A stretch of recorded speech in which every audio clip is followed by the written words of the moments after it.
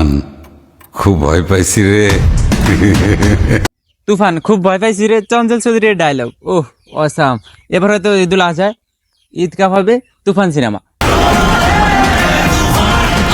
2010 সালে সাকিব খান এখন ফিরে আসছে তুফান সিনেমা নিয়ে। এবার আপনাদের টিকিট লস হবে না, কারণ এবার তার ওই যে গল্প না, এবার হচ্ছে অ্যাকশন মুভি। যারা অ্যাকশন মুভি পছন্দ করেন আর কি, তাদের জন্য অ্যাকশন মুভি। তাদের ট্রেলার দেখে ওহ তুফান ভয় পাইছি।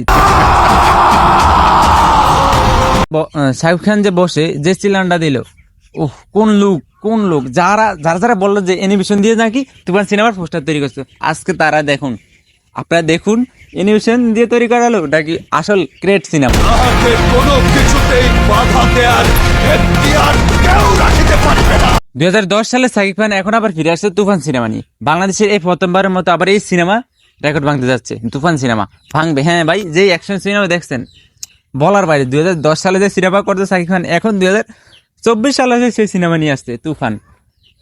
সাকিব খানের যে জোর চিল্লানটা বসে চিল্লান দিয়েছে, ওহ কোন লোক আসছে, যা বলার বাইরে। যে 2010 সালে যে এরকম সাকিব খানের সিনেমা আসতো অ্যাকশন মুভি, ঠিক এরকম ভাবে আসছে আবার 2024 সালে। এখন 2024 সাল।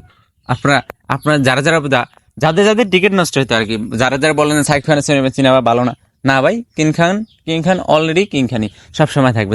কিছুদিন মাঝখানে একটা সিনেমা আছে, এ স্বাভাবিক। একটা সিনেমা তো খারাপ হবে না। এত সিনেমার মাঝখানে একটা সিনেমা খারাপ হয় কোনো ব্যাপার না। আগে আপনারা পুরো ট্রেলারটা দেখুন। ওকে, লেটস স্টার্ট। পূর্বের কথা মোতাবেক এখন থেকে পুরো দেশকে তুফানের হাতে তুলিয়া দেব। সে যা চাইবে পাইবে, যা করিতে চাইবে করিবে। তাহাকে কোনো কিছুতেই বাধা দেওয়ার এখতিয়ার কেউ রাখিতে পারবে না।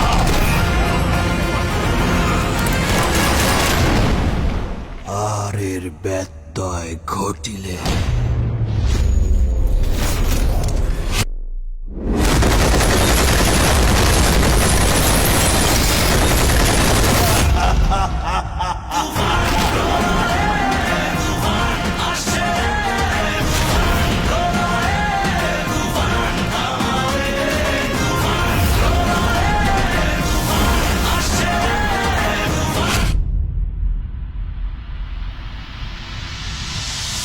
তুফান খুব ভয় পাইছি রে।